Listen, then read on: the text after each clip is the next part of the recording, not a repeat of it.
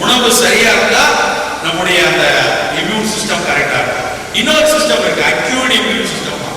அது கிருமி உள்ள வந்ததுக்கு அப்புறம் இது யாரு, இது எப்படியாப்பட்டவன், இவனை அடிச்சு உடைக்கணுமா, இவனை சிதைக்கணுமா, இல்லை இவனை தேவையான வைக்கணுமா அப்படின்னு ஒரு சிந்தனை செய்து நம்ம உடம்புக்குள்ளேயே புதிய ஆன்டிபாடிஸ் உருவாகும், காம்ப்ளிமெண்ட் செல்ஸ் உருவாகும், அவை டி செல்ஸ் உருவாகும். அதெல்லாம் உருவாகி அதை தடுப்பது ரெண்டு சிஸ்டமும் இவ்வளவு அழகாக இறைவன் படைத்திருக்கணும். உடம்புல இவ்வளவு அழகா இயற்கை கொடுத்திருக்கு. அப்ப அதை பாதுகாப்பாக வைக்க வேண்டியது நம்ம கடமையா இல்லையா? இதை பாதுகாப்பு வைக்கிறதுக்கு இதையெல்லாம் ஒழுங்கா வேலை செய்தான்னு பாக்குறதுக்கு நம்ம குடல்ல ஏகப்பட்ட உயிரினங்களை உடம்பு கொடுத்துருக்கு.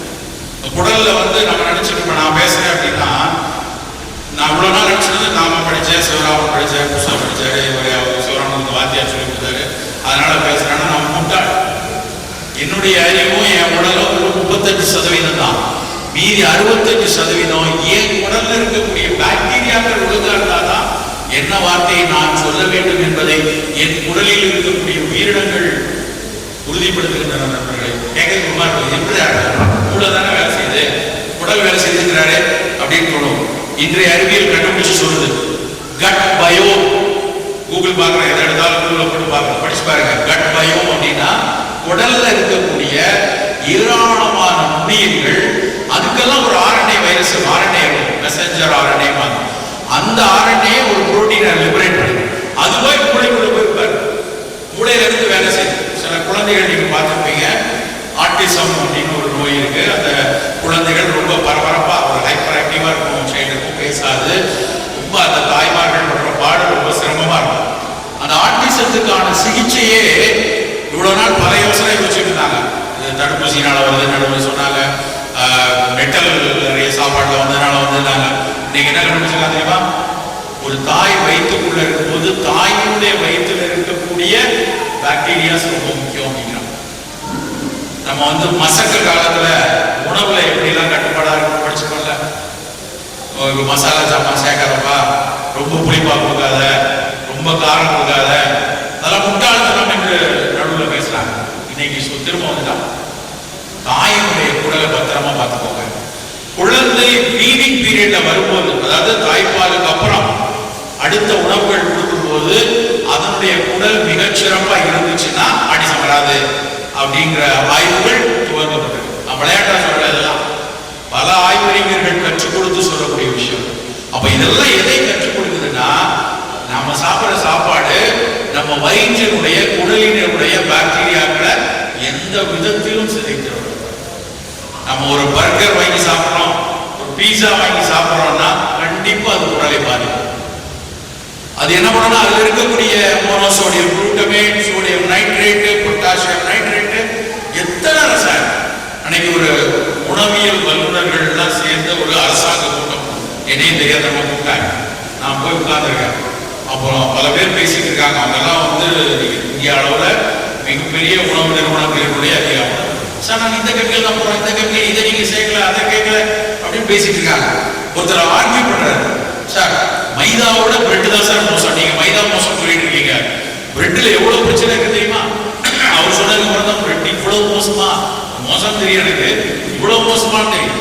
அதை சாஃப்ட் ஆக்குறதுக்கு, கிறிஸ்பு பண்றதுக்கு நம்ம ப்ரௌன் பிரெட் போய் வாங்குறோம். மில்க் பிரெட் வேணாம்ப்பா, ப்ரௌன் பிரெட்னா நல்லது, அது அதை விட அட்டுழியமா இருக்கு. இவ்வளவு கெமிக்கலையும் ரசாயனம் கொண்ட ரொட்டியை நாம ஒரு காலத்துல கொண்டாடி இருக்கோம். எங்க அம்மா எல்லாம் சின்ன பிள்ளையில காய்ச்சல் அடிச்சதுன்னா, போய் அந்த முத்து பேக்கரில் போய் ரொட்டி வாங்கிப்படா அப்படின்னு ஒரு ரொட்டி வாங்கிட்டு வந்து அதை பிச்சு கீழே முக்கி தான் கொடுப்பாங்க. ஏன்னா எங்க அம்மா இருந்த காலத்துல அவங்களுடைய எண்ணம் என்னன்னா, ரொட்டி தான் ரொம்ப நல்லது காய்ச்சலுக்கு. வீட்டுல இட்லிமா வரும், ஆனா ரொட்டி தான் வாங்கி கொடுப்பாங்க. நான் ரொம்ப நாள் யோசிச்சிருக்கேன், எப்படி இந்த ரொட்டிக்கும் காய்ச்சலுக்கும் ஒரு சம்பந்தம் வந்துச்சு? யாராவது யோசிக்குமா? இந்த ரொட்டிக்கும் காய்ச்சலுக்கும் எப்படி சம்பந்தம் வந்தா, நம்ம பயங்கரமான ஒரு முட்டாள்தனத்துல வளர்ந்துருக்கு. என்ன நடந்திருக்குன்னா, மெட்ராஸ்ல சென்ட்ரல் ஸ்டேஷனுக்கு ஏற்ற ஒரு பெரிய ஆஸ்பத்திரி இருக்கு இல்லையா, இப்ப ராஜீவ் காந்தி அரசு மருத்துவமனை, அதுக்கு முன்னாடி பேர் government general hospital. Government general ஹாஸ்பிட்டல்னா தலைமை மருத்துவமனை இல்ல, ஜெனரல், இங்கிலீஷ்கான ஜெனரல்னால ராணுவ தலைமை, அவனுக்காக கட்டப்பட்ட ஆஸ்பத்திரி தான். அது பக்கத்துல எஸ்பிளனேட் இருக்கு, ஐலாண்ட் கிரவுண்ட்ஸ் இருக்கு, எல்லாமே இங்கிலாந்து சிப்பாய்கள் வந்து தங்கின இடம். அந்த இங்கிலாந்து சிப்பாய்களுக்கு மலேரியா காய்ச்சல் வந்தப்ப கட்டின ஆஸ்பத்திரி தான் அது. அப்ப அந்த இங்கிலீஷ்காரெல்லாம் போகும்போது காய்ச்சலோட போவான். போன உடனே அவனுக்கு அங்க இங்கிலீஷ் டாக்டர்கள் வந்து ஊசியை போட்டு அவன் ரொட்டி சாப்பிடுவான். போகும்போது ஒரு ரொட்டி பாக்கெட் கொடுத்து அனுப்புவாங்க. நம்ம ஆளுங்க அப்ப கலெக்டரேட்ல எல்லாம் பெரிய பெரிய ஆளுங்கெல்லாம் வேலை பார்த்தாங்க. நம்ம தமிழ் ஆளுங்க தூரமாக கூட இருப்பாங்க. அவங்க எல்லாம் வந்து அந்த ஆஸ்பத்திரிக்கு தான் போவாங்க. அந்த ஆஸ்பத்திரி போனோடனே அவங்களுக்கு காய்ச்சல் வந்து போனோடனே அவங்களுக்கு ஊசியை போட்டு ஒரு ரொட்டியை கொடுத்து அனுப்பிச்சிட்டாங்க. அவர் வீட்டுக்கு வரும்போது அந்த இங்கிலீஷ் ஆஸ்பத்திரியில் ஊசி போட்டு ரொட்டி சாப்பிட சொல்லியிருக்கான். அதனால காய்ச்சல் வந்தா ஊசி போட்டு ரொட்டி சாப்பிடணும்னு ஒரு பழக்கத்தை உருவாக்கி விட்டாங்க. அந்த விளைவு கிட்டத்தட்ட 2 தலைமுறை இன்னைக்கும் காய்ச்சல் அடிச்சா ரொட்டியை வாங்கிட்டாங்க. உண்மையிலே காய்ச்சல் அடிச்சா இட்லி தான் சாப்பிடும், இல்ல கஞ்சி குடிக்கும். அதுதான் மிகச்சிறப்பான உணவு. ஆனா இன்னைக்கு வர்ற ரொட்டி, அதுவும் அன்னைக்கு இருந்த ரொட்டியாவது கொஞ்சம் ஹார்டா இருக்கும். பிடிக்கணும்னா பைசப்ஸ்ல ஸ்ட்ரென்த் இருந்தால் தான் பிடிக்க முடியும். இப்பெல்லாம் ரொட்டி பக்கத்தில் தும்மல் போட்டாலே ஓந்து விழுந்துடும். அவ்வளவு சாஃப்டா இருக்கு. அதுக்கு softening agent, leavening agent, raising agent, அப்படி ஒரு ஏஜென்ட் இருக்கு. அந்த ஏஜென்ட்னா நாங்களாம் சின்ன பிள்ளைல ஏஜென்ட் 007 படிப்போம் முத்து காமிக்ஸ்ல. அது மாதிரி பலகாரம் கொண்டு இதெல்லாம் அப்படியான கெமிக்கல் போட்டு அந்த ரொட்டியை தயாரிச்சு வேண்டாம். நான் முடிந்த வரைக்கும் நம்முடைய மரபு சார்ந்த நம் அருகாமையில் இருக்கக்கூடிய நம் பக்கத்தில் விளையக்கூடிய நம் தானியங்கள் நம்முடைய சுத்தி சுத்தி கிடைக்கக்கூடிய எதுவும் வெளியே வர வேண்டும். இப்ப இங்க இருக்கிறோம், ஈரோடு தொழில் பண்ண இருக்கு, இங்க ஒரு 1000 விவசாயிகள் 2000 விவசாயம் இங்க கிடைக்கிற பொருள் நம்மளுடைய ஆரோக்கியத்துக்கு மிகச்சிறப்பாக போகும். இன்னும் போய் நியூசிலாந்துல இருந்து கிவி பழமும் எங்கேயோ தென் அமெரிக்கால இருந்து மக்காச்சோளமும் வந்து நமக்கு ஒண்ணு போச்சா அது கொடுக்க வேண்டிய அவசியமே இல்லை. இங்க இருக்கக்கூடிய வெள்ளச்சோளம் போதும், இங்க இருக்க கொய்யாப்பழமும் பப்பாளியும் மாதுளையும் போதும். அப்படியான உணவு கட்டமைப்பை வச்சா மட்டும்தான் நம்ம பசியும் ஆற்ற முடியும், நோயும் அகற்றணும். இறுதியாக நம்முடைய ஒரு பக்கம் நம்ம பசியாகிறத பத்தி நம்முடைய ருசியாகிறத பத்தி பேசுறோம். ஏராளமான உற்பத்தியாளர்கள் இருக்கீங்க, ஏராளமான ஒரு உழவு சார்ந்த விஷயத்துல இருக்கீங்க. உண்மையிலேயே இந்த உலகத்துல ஒரு மிகப்பெரிய ஒரு உடல்நலம் சார்ந்த ஒரு வாழ்வியலை, ஒரு அறம் சார்ந்த வாழ்வியலை உருவாக்க முடியும்னா அது உங்க கையில தான் இருக்கு.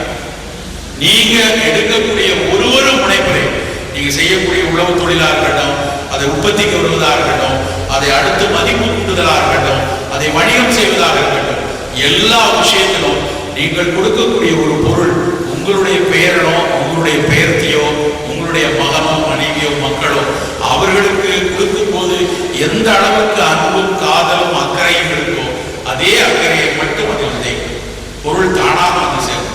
இன்னைக்கு இருக்கக்கூடிய ஒரு சூழல்ல ஒட்டுமொத்த உலகமும் வந்து ஒரு நல்ல நேரடியா உலகனிடமிருந்து பெற வேண்டும் என்கிற காதல் வந்து மிகப்பெரிய அளவுல நகர்ப்புறங்கள் எல்லாம் வந்து நாங்கெல்லாம் வந்து திரும்ப இந்த ஃபேர் ட்ரேட் பிராக்டிஸ் ஒன்று சொல்றோம். லேபிள் எல்லாம் அடிக்க சொல்றோம். நீங்களா கூட யோசிக்கலாம். FTP அப்படின்னு அடிச்சிருந்தாலே அந்த பொருளுக்கான விலை அதிகம், விலை கூட கொடுத்து வாங்க.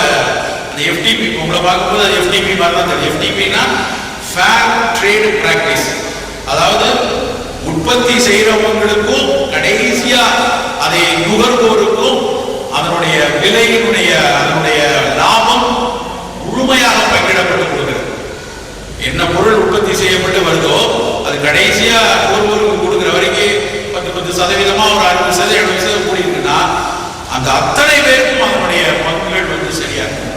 அதுதான் வந்து ஃபேர் ட்ரேட் பிராக்டிஸ். நான் பார்த்துருக்கேன், சுவிட்சர்லாந்துல எல்லாம் சாக்லேட்ல மட்டும் போடலாம் FTPனா 50 பைசா விலை கூட இருக்கும். ஏன்னா அதுல வந்து அந்த பொருள் முழுமையாக அந்த லாபம் எல்லோருக்கும் பகிர்ந்து கொடுக்கப்படுகிறது. நான் தடவை கமிஷனர் எல்லாம் சொன்னேன், அப்படிலாம் ஒரு பிராக்டிஸை உருவாக்குங்க சார், அப்படிலாம் ஒரு சர்டிபிகேட் போடுவாங்க. அந்த சர்டிபிகேட் எவ்வளவு இருந்ததுன்னா அது ஒவ்வொருவருக்கு இது வந்து நல்ல பொருள் தெரியும், அதோட இதனுடைய பயன் வந்து அந்த உழவருக்கு போய் சேரும் என்கிற உறுதி நமக்கு கிடைக்கும். அப்படி நாம் பொருட்களை உருவாக்கும். நண்பர்களே, கரோனாவினுடைய கடைசி காலம் கண்டிப்பா ஏதோ ஒரு வகையில நம்ம வந்து இதுல இருந்து வெளியே போயிடுவோம். அது வந்து நம்மளுடைய ரியல் கார்டு இம்யூனிட்டியா இருக்கட்டும், இல்ல வேக்சின் வரட்டும், நிச்சயமா இதை வந்து கடந்து போயிடுவோங்கிறதுல எந்த விதமான சந்தேகமும் இல்லை. ஆனால் வர இருக்கிற காலத்துல கரோனாவுக்கு பிந்தைய காலத்திலையும் இது மாதிரி அச்சுறுத்தல்கள் இருந்து கொண்டேதான் இருக்கு. நம்முடைய அடுத்த தலைமுறை அந்த அந்த நோய் கூட்டத்தில் போய் இருக்கக்கூடாது. இன்னொரு 100 வருஷம் கழிச்சு வந்தாலும் சரி, அடுத்த 5 வருடங்களுக்கு வந்தாலும் சரி, அதற்கு எதிரான நோய் எதிர்ப்பாற்றலை நாம் பெற வேண்டும் என்றால் நம் அக்கறை நம் உணவின் மீது துவங்க வேண்டும். இந்த சூழலை மிகச்சிறப்பாக வைத்துக் கொள்ளக்கூடிய புரிதல். அதாவது இப்ப என்ன சொல்லிட்டாங்கன்னா ஒன் ஹெல்த் அப்படின்றாங்க. முன்னாடி ஹெல்த் அப்படின்னா நான் நல்லா இருக்கணும், என் மனம் நல்லா இருக்கணும், என் உடல் நல்லா இருக்கணும், என்னுடைய மைண்ட் நல்லா இருக்கணும் மட்டும்தான் ஹோலிஸ்டிக் ஹெல்த் இருந்துச்சு. எப்படி நான் நல்லா இருக்கணும், என் மனம் நல்லா இருக்கணும். இப்ப அது மாறிடுச்சு. நான் நல்லா இருக்கணும், இந்த மண் நல்லா இருக்கணும், அது கீழே இருக்க மண்புழு நல்லா இருக்கணும், அதுல இருக்க குருவி நல்லா இருக்கணும், அதுக்கு மேல வானத்துல பறக்கக்கூடிய பறவை நல்லா இருக்கணும். எல்லாம் நல்லா இருந்தா தான் நானும் நல்லா இருக்கேன். இதுல மண்புழு நல்லா இல்லைன்னா நான் நல்லா இருக்க மாட்டேன். இந்த வானத்துல பறக்கிற பறவை நல்லா இல்லைன்னா நான் நல்லா இருக்க மாட்டேன். அதுதான் ஒன் ஹெல்த் அப்படிங்கிற ஒரு சொல்லை கொண்டு வந்து விட்டார். இப்போ ஒன் ஹெல்த்துக்கான தேடல்கள் உலகம் முழுக்க முடியும். எந்த உணவும் இது ஒன் ஹெல்த் விஷயத்துல இருக்கா அப்படின்னு பார்க்கக்கூடிய பார்வை கூடியிருக்குது. கண்டிப்பா அப்படி உழைப்பவர்களுடைய வளம் நல்லா. நம்ம ஒரு profit is not a dirty word. வணிகம்ங்கிறதுல லாபம் தான் அடிப்படையான விஷயம். லாபம் அறம் சார்ந்தும் பரவலாக்கப்பட்டும் எல்லோருக்கும் நல்லதான ஒரு விஷயமா வளர்ந்துச்சுன்னா அதுதான் என்னுடைய அடுத்த தலைமுறைக்கு நாம் கொண்டு செல்லக்கூடிய மிக முக்கியமான விஷயமா இருக்கும். அதை நோக்கி அறம் சார்ந்த வணிகத்தை, அறம் சார்ந்த உழவை முன்னெடுப்போம். அனைவரும் ஆரோக்கியமாக வாழ்வோம் என்று கூறிக்கொண்டு வாய்ப்பளித்தமைக்கு நன்றி கூறி விடைபெறுகிறேன்.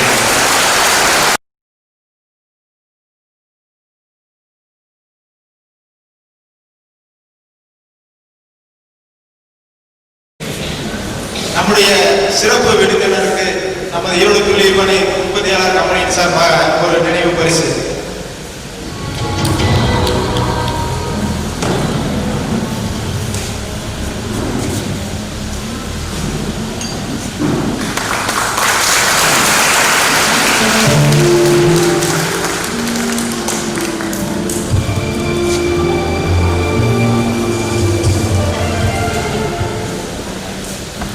இதுவரும் நம்முடைய உணவு பழக்க வழக்கத்தை பற்றி ஒரு முழுமையான உணவை பற்றி, அந்த உணவை நாம் எடுத்துக்கொள்வதை பற்றி ஒரு மிக அழகாக ஒரு அற்புதமாக ஒரு உரையை நம்மிடம் நிகழ்த்தி சென்றிருக்கிறார் மருத்துவர் சிவராமன் ஐயா அவர்கள். அவர் நமது நெஞ்சார்ந்த நன்றியை தெரிவித்துக் கொண்டு நன்றி கூறி வருகிறோம். நன்றி.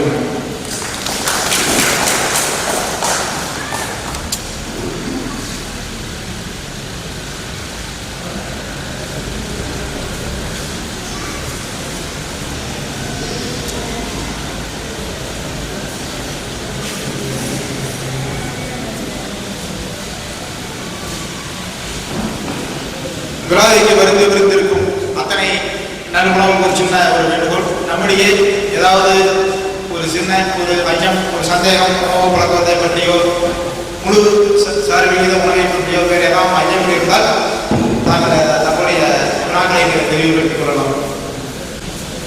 எனக்கு வயது 67 ஆகிறது. கடந்த 4-5 ஆண்டுகளாக நீங்கள் புதியபடி சிறுதானிய உணவு, மாப்பிளை சம்பளம் உணவு எடுத்தல் சாப்பிட்டு காஃபிக்கு அனுப்புவதில்லை. மற்ற புகைப்பிடிப்பது, அசைவம் எதுவும் இல்லை. இவ்வளவு இருந்து பழங்காலங்களை தொடர்ந்து வந்து கொண்டிருக்கிறது. இது உடலினுடைய நம்மளுடைய மூதாதைகளுக்கு வந்த ஒரு குறைபாடா அல்லது நம்மளுடைய உணவு பழக்கங்களில் 5-6 வருடங்களாக நல்ல முறையில் வைத்திருந்தும் இந்த மாதிரி தொந்தரவு வருவது என்ன காரணம்? இந்த முழங்கால் வலிங்கிறது ஒரு வாதத்தினுடைய தன்மையா பார்ப்போம் சித்தர்கள். அந்த வாதத்தன்மையில புளி துவர்விஞ்சிக்கு வாதம்னு சொல்லுவோம். புளிப்பையும் துவர்ப்பையும் குறைக்கணும். அதில் நம்ம அந்த சிறுதானிய உணவுகள் இதெல்லாம் உங்க உடலை வலுவாக்கும். வாதக்கூறு குறையணும். அதில் உள்ள உலர்ந்த தன்மை, அதாவது 2 முட்டுகளுக்கு நடுவில் இருக்கிற உலர்ந்த தன்மை மாறணும்னா புளிப்பையும் துவர்ப்பையும் குறைக்கணும். அதுதான் ரொம்ப அடிப்படையான ஒரு விஷயம். அடுத்து 2வது இது ஒரு நாள்ல வர்ற விஷயம் கிடையாது. இது உங்களுடைய இளம் வயதில் நீங்க 30கள் 35கள்ல உங்களுடைய ஓய்வு இல்லாத உழைப்பு, அந்த நேரத்தில் நிறைய அலைஞ்சது, ரொம்ப நேரம் அது உடற்பயிற்சிக்கும் உடல் உழைப்புக்கும் நம்மளுடைய உணவுக்கும் கொஞ்சம் பொருந்தாத ஒரு வாழ்வு இருந்தது. அதெல்லாம் தான் அந்த ரொம்ப வேகமாக 65கள்ல எல்லாம் அந்த காலத்துல 80 வயது வரைக்கும் அது முட்டு வலி இல்லாமல் இருந்தது. 80க்கு மேலே தான் வரும் எல்லாருக்குமே வரும். 80கள்ல எல்லாருக்கும் ஒரு முட்டு வலி வரும். இன்னைக்கு 50, 55 பெண்கள்ல சில பேர் 45 எல்லாம் ரொம்ப இடுப்பு வலி, மூட்டு வலி தான் வர்றதுக்கு காரணம் அவங்க இளம் வயதுல உணவுலையும் உடற்பயிற்சியிலையும் அக்கறை இல்லாமல் இருப்பதுதான். இனிமேல் நீங்க என்ன பண்ணலாம்னா முடக்கத்தான் கீரை சூப்பு ரெகுலரா காலையில குடிக்கலாம். புளிப்பா வத்த குழம்பு, கார குழம்பு, அது மாதிரி விஷயங்களை அவாய்ட் பண்ணலாம். துவர்ப்பா இருக்கிறது, துவர்த்தல் தான் உலர்த்தல் தான் இருக்கும். ஏற்கனவே உலர்ந்து இருக்கு முட்டில், அதனால உலர விடக்கூடாது. ஸோ நெய்ப்புத்தன்மை உள்ளதான் எடுக்கணும். நெய் கூட கொஞ்சம் சேர்த்துக் கொள்ளலாம்.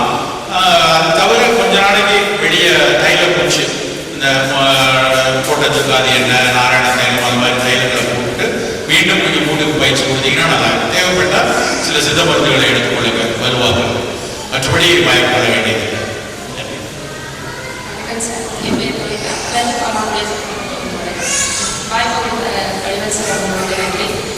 இப்போ எங்கள் நிறுவனத்தின் மூலமாகவும் நாங்கள் அதிகப்படியான சிறுதானிய மதிப்பு புரோட்டோகால்களுக்கு முக்கியத்துவம் கொடுத்துட்டு வரோம். இப்போ எங்கள் ஆஃபீஸ்லேயே ஒரு பையன் பார்த்தீங்கன்னா வாழைத்தார் வெட்டும்போது கை ஷோல்டர் வந்து பெயின் ஆயிடுச்சு. அது வந்து நாங்கள் முடிஞ்ச வரைக்கும் மெடிசன் இல்லாமல் நாங்கள் பரண்டை கொடுத்து தசை ட்ரீட்மெண்ட் நல்லது அப்படின்னு சொன்னாங்க.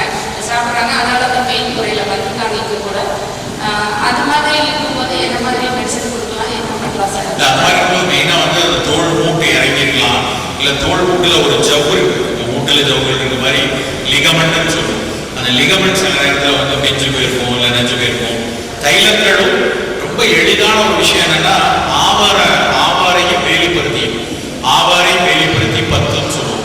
ஆவாரப்பூ, வேலிப்படுத்தி இலை ரெண்டையும் உலர்த்தி பொடி பண்ணிட்டு முட்டை வெள்ளைக்கரில் ஒரு ஸ்பூன் இந்த பொடியை கொஞ்சம் முட்டை வெள்ளைக்கரில் கலந்துக்கலாம். முட்டை பயன்படுத்த மாட்டீங்கன்னா அரிசி கஞ்சியில் போட்டு 10 போடும். எக்ஸ்டர்னலாக அந்த முட்டை மேலே 10 போட்டுட்டு அதை வந்து விட்டேன்னா அது ஒரு தினம் இரவு அதை போட்டிங்கன்னா நல்லா அந்த லிகமெண்ட் வந்து பிஞ்சிருந்தாலும் பொருத்திடும். ஃபேசியா வந்து கொஞ்சம் இன்ஃப்ளேம் ஆயிருந்தாலும் எடுத்துடும். அதை தாண்டி எக்ஸ்டர்னலாக போடுறதுக்கு இந்த நாராயண தைலம்னு சொல்லுவாங்க. அந்த தைலத்தை இதை 10 ஒரு வாரம் போட்டுட்டு நாராயண தைலத்தை வெளியே போட்டுட்டோம்னா மாறிடும். பயப்பட வேண்டாம். தொடர்ந்து பயிற்சியும் கொடுத்துட்டே இருக்கும். இந்த மாதிரி பவுலிங் பயிற்சி இப்போ வந்து முதல்ல 10 போட்டு தைலம் போடுற வரைக்கும் ஒன்றும் பண்ண வேண்டாம். அப்புறம் நல்லா சேர்ந்ததுக்கு அப்புறம் கையை நல்லா பயிற்சி. வாழ்க ஐயா, வாழ்க வளமுடன். திருவிழாதி சோழனை வந்து ஒருத்தர் வெந்தனையும் சாப்பிட்டா எடுத்து நல்லதுங்கிறாங்க, ஒருத்தர் தேர்ந்து சாப்பிட்டா நல்லதுங்கிறாங்க. எத்தனை நேரம் சாப்பிட்டா நல்லது? திருவிழாதி சூரணம் இரவுல தண்ணீர்ல இல்லைன்னா வெது வெதுப்பான நீராகாரம் தேன்ல எடுக்கிறாரு. ஒண்ணு வெந்நீர் இல்லைன்னா நீராகாரம், சீரக தண்ணி, அதுல இரவு மட்டும் எடுக்கணும். தொடர்ச்சி எடுக்கலாம். நீங்க வந்து ஒரு 3 மணி நேரம் 4 மணி நேரம், அதாவது ஒரு 6 மாதம் வரைக்கும் எடுக்கலாம். அப்புறம் கொஞ்ச நாள் கேப் எடுக்கணும். அதுக்கப்புறம் எடுக்கணும். திருவிழாதி நீங்களே தயாரிச்சு கொள்ளுங்க.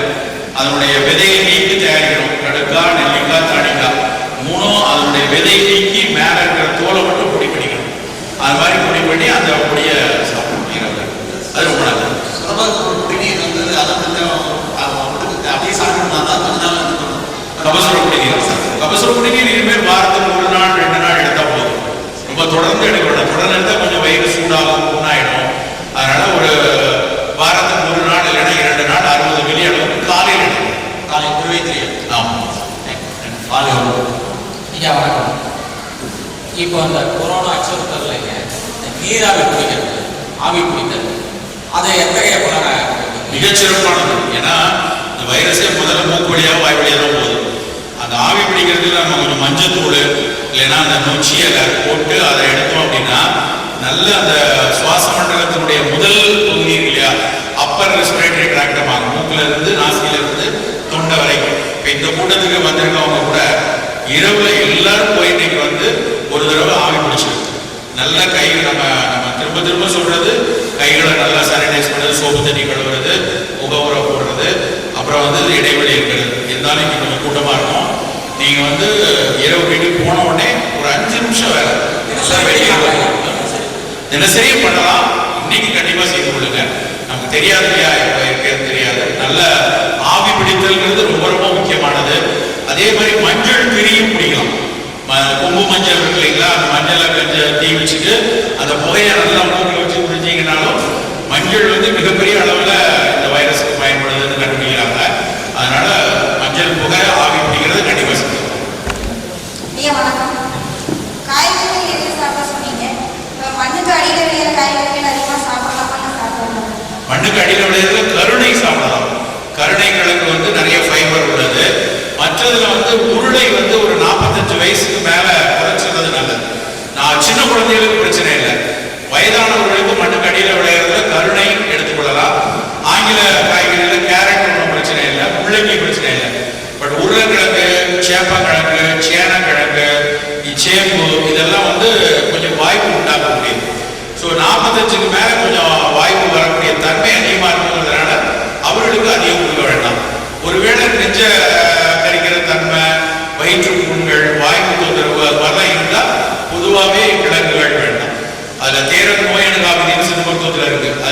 பண்ணணும்னா மண்பரவு கிழங்குகளில் கருணையின்றி பிறப்பு செய்யும். அதான் அவரோட விதியே. மண்பரவு கிழங்குகள்ல கருணையின்றி, கருணைனா கருணக்கிழங்கு, பிடிகருணை பாருங்க, அது பிடிகருணை தவிர மீதி எல்லாம் சாப்பிட வேண்டாங்கிறது நோயணுகா விதியிலேயே இருக்கு. அதனால அதை தவிர மற்றதை அவாய்ட் பண்ணணும். ஐயா சோத்துக்கத்தலையோட நல்லா சொல்லுங்க. சோத்துக்கத்தாழை ஒரு ரொம்ப குளிர்ச்சியான ஒரு தாவரம். எந்த ஒரு பொருள் வறண்ட நிலத்துல வளருதோ அது குளிர்ச்சியா இருக்கும் பொதுவாகவே. அது நல்ல ஒரு தண்ணி இல்லாத வறண்ட இடத்துல வளரக்கூடிய சோத்துக்கத்தாழை ரொம்ப நல்லது. நம்ம சோத்துக்கத்தாழை நல்ல தண்ணி ஊற்றி வளர்த்தோம்னா அதனுடைய பயன் வந்து குறைவாக தான் இருக்கும். நல்ல ட்ரை லேண்டில் வளர்ந்தா அது நல்லது.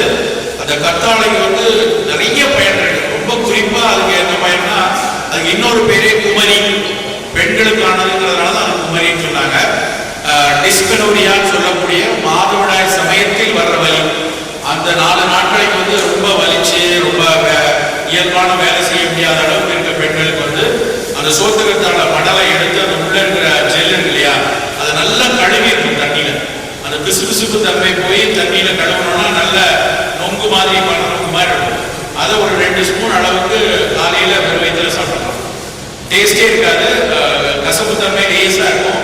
அந்த கழுவிட்டோம்னா அந்த கசப்பு தன்மை நிறைய குறைஞ்சிடும். அந்த கத்தாழை அப்படியே சாப்பிடலாம். அதுலேயே லேகியமா கண்டிப்பாலாம் குமரி லேகியம், மாட்டுக்குமரி லேகியம் தான் வருது. அது மாதிரி எடுத்துக்கொள்ளலாம். வயிற்று புண்கள் இருக்கவங்க, அல்சர் கேஸ்ட்ரைட்டிஸ் இருக்கிறவங்க, அவங்களுக்கும் சோத்துக்கத்தாழை நல்லது. சிறுநீர் எரிச்சல், யூரின்ல கல் இருக்கிறதுனாலயோ யூரினரி ட்ராக்ட் எரிச்சல் இருக்கவங்களுக்கும் கத்தாழை நல்லது. இதை தாண்டி வந்து ரொம்ப சூடு இருக்கவங்க, பித்த சூடு இருக்கு, கண்ணெல்லாம் எரியுது, அது மாதிரி இருக்கவங்க இந்த கத்தாழையும் நல்லெண்ணையும் சேர்த்து காய்ச்சணும். இது ஒரு 100 கிராம் எடுத்தால் இது ஒரு 200 ml நல்லெண்ணெய் போட்டு காய்ச்சிட்டு அந்த தண்ணி தன்மையை பூரா கத்தாழை முழுக்க தண்ணி தானே எல்லாம் போனதுக்கு அப்புறம் அந்த நல்லெண்ணெயை பாட்டில் வச்சுக்கிட்டு வாரத்துக்கு 1 நாள் சனிக்கிழமை தலைக்கு தேய்ச்சி குளிச்சோம்னா உடம்பு குளிர்ச்சி. இப்போ வேண்டாம், ஜனவரி 15 தை பிறந்ததுக்கு அப்புறம் நீங்க தலை தேய்ச்சி குளிக்கிறதுக்கு அந்த அது பேரே குமரி தைலம், அதையும் நம்ம பயன்படுத்திக்கலாம். ஐயா வணக்கங்க. நாராயண தைலம்னு சொன்னீங்க, அது எங்கே கிடைக்குங்க? நாமளே தயார் பண்ணி. நாராயண தைலம் பொதுவாக சித்த ஆயுர்வேத கடைகள்ல கிடைக்கும். அது நிறைய மூலிகள் இருக்குது, 70-80 மூலிகள் இருக்கு. எல்லாம் வேர்கள்லாம் சேர்த்து பண்ணுவாங்க. நல்ல வைங்க எஸ்கேஎம் மருத்துவமனையில் இருக்கும், எஸ்கேஎம் அவங்க தயாரிக்கிறாங்க, கோட்டக்கல்ல இருக்கு, ஆரிய வைத்தியசாலா இருக்கு. எல்லாம் நாட்டு மருந்து கடைகள்ல எல்லாம் சித்த ஆயுர்வேத கடைகள்ல கிடைக்கும். மகா நாராயண தைலம், வாத நாராயண தைலம், நாராயண தைலம்ன்ற பேர்ல இருக்கு. அது வந்து ரொம்ப முக்கியமான ஒரு வரம்பு இருந்து அதை அங்கேயே வாங்கிக்கொள்ளுங்க கிடையாது. முத்துல தேங்காயில் எடுக்கக்கூடிய பால், அந்த தேங்காய் பால் வந்து மூக்குவலிக்கு குணமாகுதுன்னு சொல்றாங்க, அது உண்மைப்பா? மூட்டு வலிக்கு எனக்கு தெரியல. ஆனால் தேங்காய் பால் வந்து ஒரு பெரிய கல்பம் மாதிரி, தாய்ப்பால் மாதிரி நாங்கள் சொல்லுவோம், அந்த அளவுக்கு முக்கியமானது. ஆனால் மூட்டு வலிக்கு ஸ்பெசிஃபிக்காக இருக்கான்னு தெரியல. தேங்காய் பாலில் மெயினாக குடல் புண்கள் ஆத்துறது, ஈவன் அது புற்றுநோய்க்கு கூட அதை சாப்பிட சொல்றோம். பட் மூட்டு வலிக்கு ஸ்பெசிஃபிக்காக இருக்கான்னு எனக்கு தெரியல, விசாரிச்சு. ஐயா வணக்கம். வணக்கம். 30 வருஷமா எனக்கு மூக்கில் சுவாசமே இல்லாமல் இருக்குது. 7 நாளாக அது அப்படியே தொடர்ச்சி இருந்துட்டு சுவாசம் மட்டும் இருக்குது. மற்ற எதுவுமே 3 மாசம் சமைக்கிறது எதுவுமே அது சில பேருக்கு வந்து அனாஸ்மியான்னு பேருமா, மனம் தெரியாது, மூக்கில் வந்து அந்த மனம் தெரியாது. சுவை தெரியுதா? சுவை தெரியுது. அதான் சில பேருக்கு சுவையும் தெரியாது, மனம் ரெண்டுமே இருக்கும். சில அது வந்து ஒரு நரம்பு இருக்குமா, நம்முடைய சுவாசத்துல மனத்தை கண்டுபிடிக்கிறதுக்கு ஆல்ஃபாக்ட்ரி அப்படின்னு ஒரு நரம்பு இருக்கு.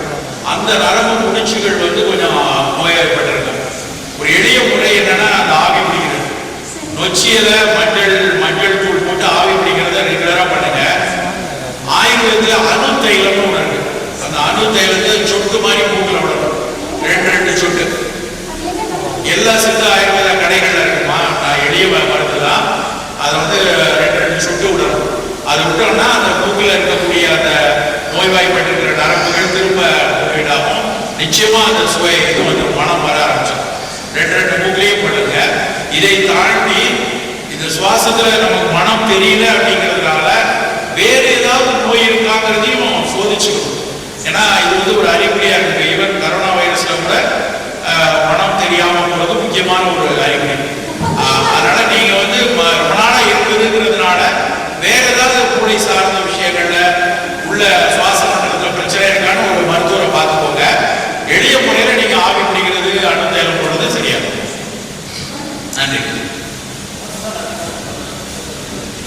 வெந்தயம், வெள்ளைப்பூண்டு, சின்ன வெங்காயம், கருவேப்பிலை, இந்த 4ஐயும் வந்து தொடர்ச்சியா எடுத்துட்டு வரும்.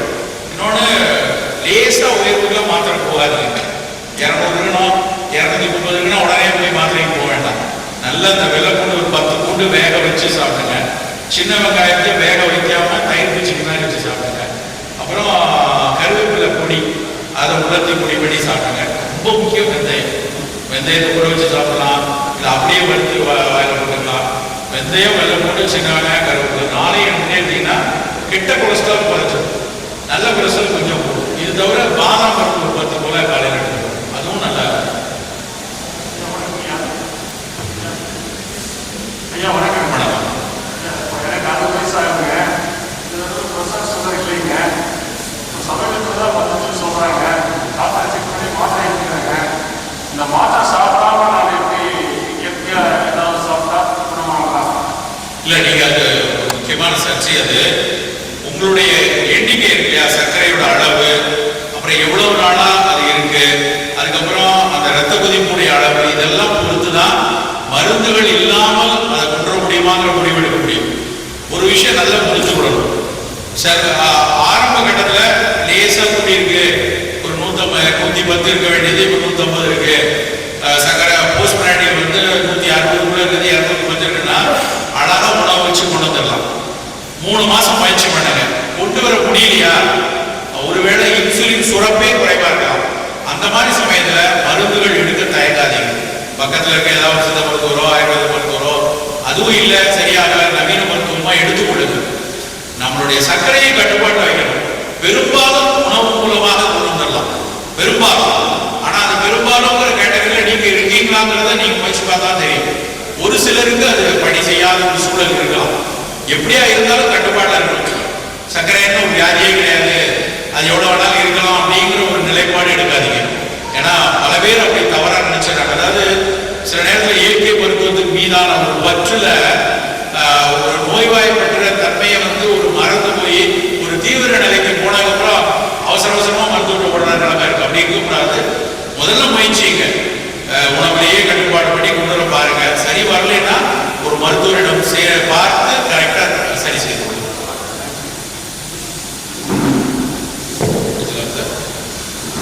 நன்றி.